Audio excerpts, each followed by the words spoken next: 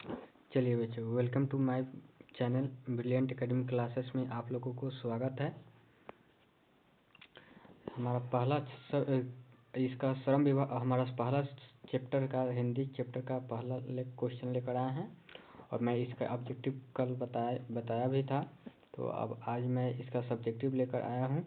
तो मैं आप लोगों को बता दूं, अगर आप लोग इसका पीडीएफ चाहिए तो लास्ट के अंत में जुड़े रहिएगा और आप जाकर वहां से मैं बता दूंगा कि कहाँ से पीडीएफ डाउनलोड करना है और वहाँ से डाउनलोड कर लीजिएगा। मैं यह भी बता दूं कि एग्ज़ाम का बहुत कम समय बचा हुआ है और कम समय में ही आप लोगों को तैयारी करना है। तो अब मैं बता दूं कि इसमें से पक्का आपको 2 और 2 5 7 नंबर, यानी कि आपका 7 नंबर मैं जो बता रहा हूँ, ये श्रम विभाजन और जाति प्रथा, आपका 7 नंबर में गारंटी देकर कहता हूँ कि 7 नंबर में 7 नंबर यही आएगा तो आएगा। तो आप लोग ज़रूर देखिएगा, मैं इस क्वेश्चन को रट लीजिएगा और आपका आना ही आना है। तो मैं यानी कि इसमें जितना है क्वेश्चन सब भी क्वेश्चन में बताऊंगा और आप लोग रट जाइएगा, पूरा एग्जाम हॉल में पूरा रट कर जाइएगा। तो चलिए बच्चों, मैं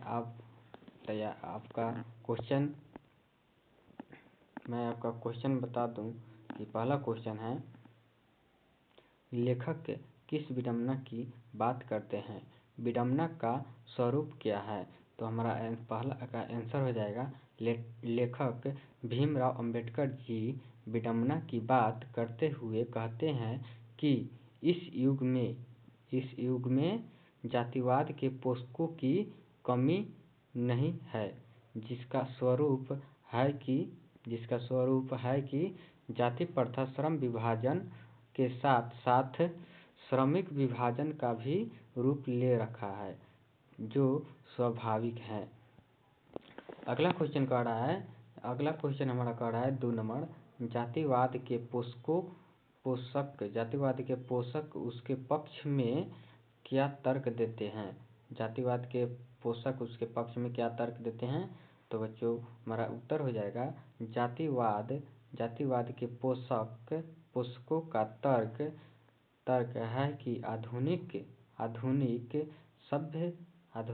सभ्य समाज कार्यकुशलता के लिए श्रमिक विभाजन आवश्यक मानता है और जाति प्रथा श्रम विभाजन का ही रूप है, इसलिए इसमें कोई बुराई नहीं है। अगला क्वेश्चन देखते हैं, हमारा तीसरा नंबर क्वेश्चन है। बच्चों अगर चैनल पर नए होंगे तो चैनल को सब्सक्राइब कर लीजिएगा और वीडियो को लाइक भी कर लीजिएगा। अगला तीसरा क्वेश्चन है, जातिवाद के पक्ष में दिए गए तर्कों पर लेखक की प्रमुख आपत्तियां क्या है? तो प्रमुख आपत्तियां है, हमारा आंसर हो जाएगा, जातिवाद के पक्ष में दिए गए तर्क पर लेखक के प्रमुख आपत्तियां इस प्रकार है कि जाति प्रथा श्रम विभाजन का रूप ले लिया है और किसी सभ्य समाज में श्रम विभाजन व्यवस्था श्रमिकों के विभिन्न पहलुओं में स्वाभाविक विभाजन नहीं करता है। हमारा अगला क्वेश्चन कह रहा है, जाति भारतीय समाज में श्रम विभाजन का स्वाभाविक रूप क्यों नहीं कही जा सकती है? तो हमारा आंसर हो जाएगा, भारतीय समाज में जातिवाद के आधार पर श्रम विभाजन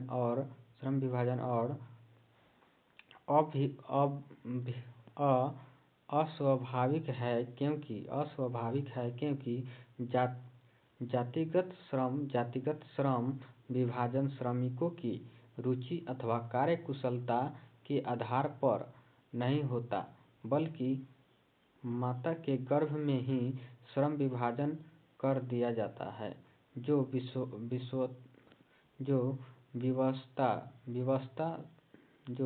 व्यवस्था अरुचिपूर्ण होने के कारण गिरी और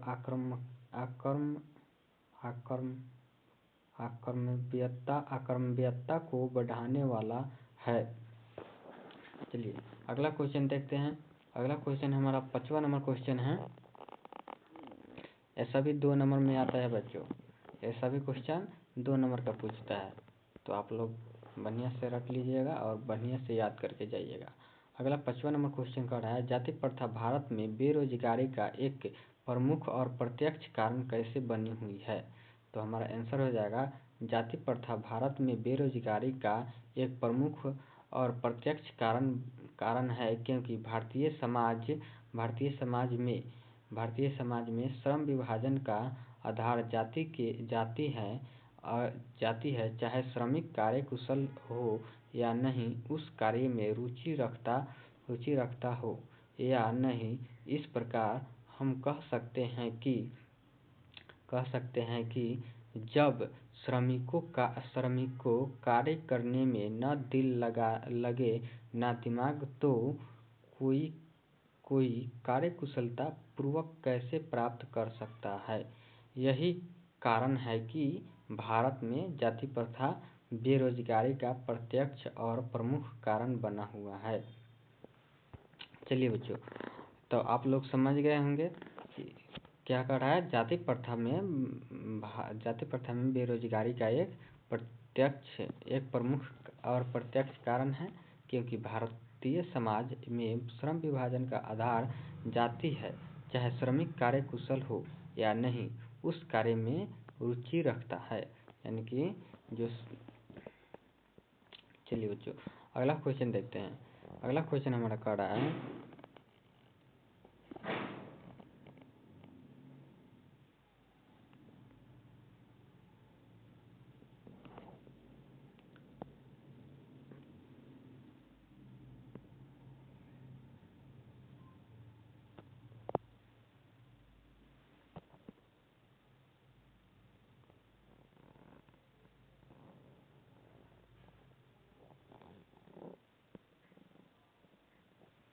अगला क्वेश्चन क्या कर रहा है। अगला क्वेश्चन कह रहा है, लेखक आज के उद्योगों में गरीबी और उत्पीड़न से भी बड़ी समस्या किसे मानते हैं और क्यों। बच्चों यह VVI क्वेश्चन है, बच्चों VVI। तो इसको रट लीजिएगा, पूरा इसको रट कर जाइएगा। देखिए इसका आंसर कह रहा है, लेखक भीमराव अंबेडकर आज के उद्योगों में गरीबी और उत्पीड़न से भी बड़ी समस्या लोगों का निर्धारित कार्य को मानते हैं, क्योंकि अरुचि और व्यवस्थावश मनुष्य काम को टालने लगता है और कम काम करने के लिए प्रेरित हो जाता है। ऐसी स्थिति में जहाँ काम करने में दिल लगे ना दिमाग, तो कोई कुशलता कैसे प्राप्त कर सकता है। यानी कि जो आप जहाँ काम करते हैं वहाँ दिल दिमाग ना लगे, तो आप कुशलता से कैसे काम करेगा, बढ़िया से अच्छा से काम कर पाइएगा, नहीं कर पाइएगा। वही बता रहा है इसमें बच्चों। तो आप लोग इसको बढ़िया से याद करके जाइएगा। और मैं बता दूं, यह मैं बोल दिया हूँ कि यह आएगा ही, आप यही आएगा। VVI क्वेश्चन है बच्चों, VVI क्वेश्चन है। इसको रट के जाइएगा और इसको रट जाइएगा। मैं बोल रहा हूँ ना, यह आएगा 17 फरवरी को। यह 17 फरवरी के एग्जाम में यह क्वेश्चन गारंटी है कि पूछेगा बच्चों।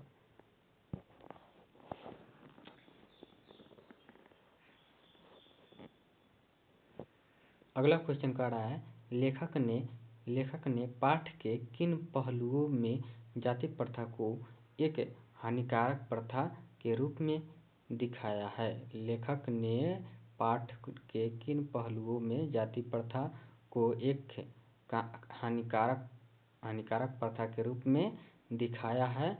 तो लेखक ने पाठ के विभिन्न पहलुओं में जाति प्रथा को एक हानिकारक प्रथा के रूप में दिखाया है, जो इस प्रकार है। अस्वाभाविक श्रम विभाजन, बढ़ती बेरोजगारी, अरुचि और व्यवस्था में श्रम का चुनाव, गतिशील एवं आदर्श समाज तथा वास्तविक लोकतंत्र का स्वरूप आदि। यह भी बच्चों VVI क्वेश्चन है, यह भी रट के जाइएगा बच्चों, आने की संभावना है, तो इसको रट के जाइएगा। चलिए बच्चों, अगला हमारा 8 नंबर क्वेश्चन कह रहा है,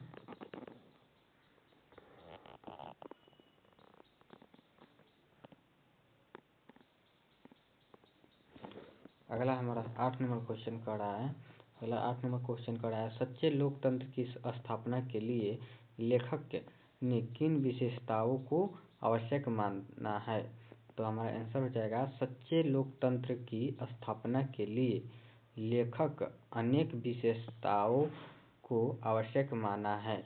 बहुविधि हितों में सब का भाग समान होना चाहिए, सबको उनकी रक्षा के प्रति सजग होनी चाहिए। तात्पर्य है कि हमें समाज में दूध और पानी के मिश्रण की तरह भाईचारे की भावना होनी चाहिए। हमें साथियों के प्रति श्रद्धा और सम्मान होनी चाहिए, श्रद्धा या दयालु होना चाहिए।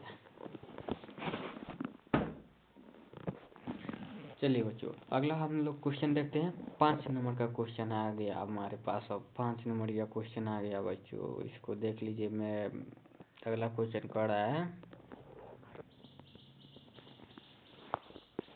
अगला क्वेश्चन कह रहा है आपको कि श्रम विभाजन और जाति प्रथा पाठ का सारांश लिखिए। तो श्रम विभाजन जाति प्रथा के पाठ को सारांश लिखने के लिए बच्चों आपको चैप्टर को अच्छी तरह से पढ़ना होगा और चैप्टर को अच्छी तरह से समझना होगा बच्चों। तभी आप लिख पाइएगा सारांश। तो आपको पहले आपको क्या लिखना, आपको मैं बता दूं कि आपको पहले चैप्टर यानी कि चैप्टर के जो नाम है उसके बारे में लिखना पड़ेगा। उसके बाद में वस्तु यानी कि उस वस्तु का नाम लिखना पड़ेगा सारांश में। चलिए मैं बताता हूँ कि कैसे लिखा जाता है। तो मैं बता देता हूँ।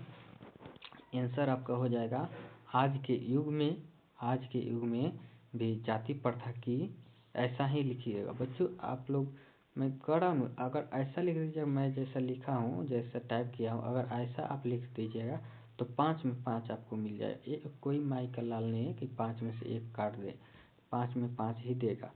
तो बच्चों आप लोग कहीं आपको अच्छा लगता है तो आप लोग तैयार कर लीजिएगा, अच्छा से रट लीजिएगा, याद कर लीजिएगा। रटिएगा नहीं बच्चों, अगर आप लोग समझ ही लीजिएगा ना तो आप एग्ज़ाम हॉल में लिख दीजिएगा। तो आप लोग अच्छे से समझिएगा और अच्छे से पढ़ के जाइएगा। तो मैं बता दूं, अगला आंसर हो जाएगा। अगला क्वेश्चन है, श्रम विभाजन और जाति प्रथा पाठ का सारांश लिखिए। तो हमारा आंसर हो जाएगा, आज के युग में भी जाति प्रथा की वकालत सबसे बड़ी विडंबना है। ये लोग तर्क देते हैं कि जाति प्रथा श्रम विभाजन का ही एक रूप है। ऐसे लोग भूल जाते हैं कि श्रम विभाजन श्रमिक विभाजन नहीं है। श्रम विभाजन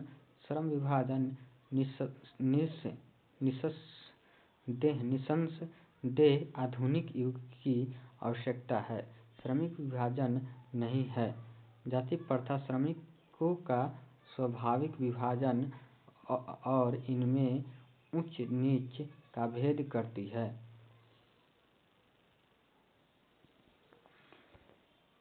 अगला पॉइंट हमारा हो जाएगा वस्तु, यानी कि अगला पॉइंट हमारा क्या है, वस्तु है। इसी में का सारांश है, यानी कि तो मैं बता दिया हूँ। तो अगला पॉइंट हमारा हो जाएगा, जाति प्रथा को श्रम विभाजन नहीं माना जा सकता है, क्योंकि श्रम विभाजन मनुष्य की रुचि पर होता है, जबकि जाति प्रथा मनुष्य पर जन्मना पेशा थोप देती है।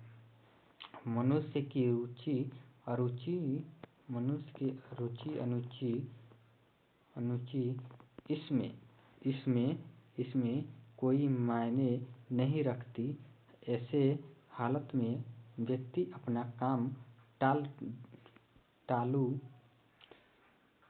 अपना काम टालू से करता है।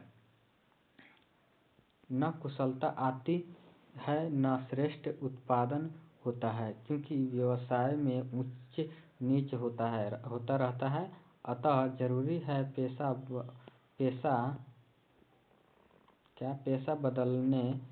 बदलने का विकल्प, चूंकि जाति प्रथा में पेशा बदलने की गुंजाइश नहीं है।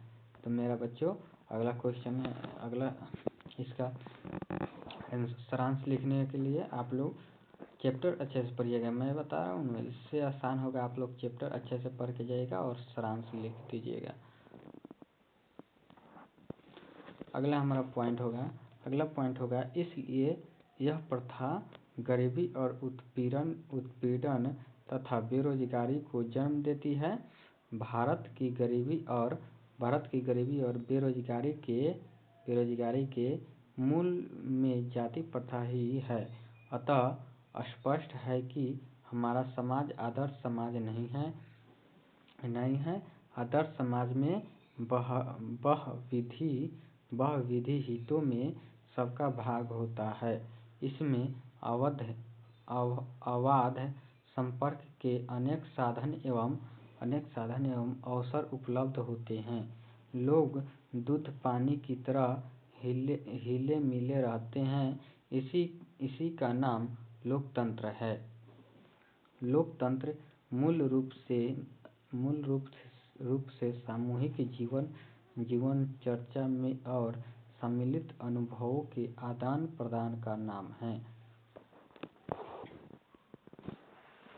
अगला क्वेश्चन है हमारा,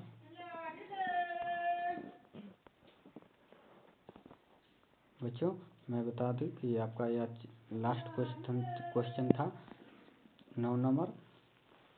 तो अगर आप लोग को यह पीडीएफ चाहिए तो अगर आप लोगों को क्या चाहिए, पीडीएफ चाहिए। अगर यह पीडीएफ चाहिए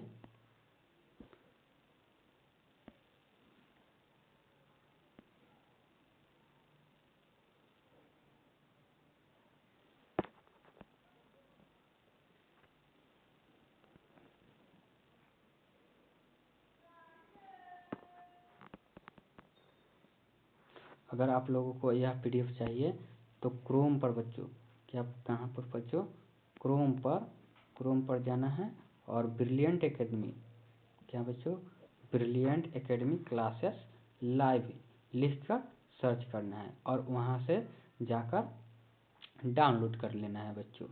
तो थैंक यू बच्चों, आज की क्लास इतना ही है। मिलते हैं अगले क्लास में। थैंक यू बच्चों।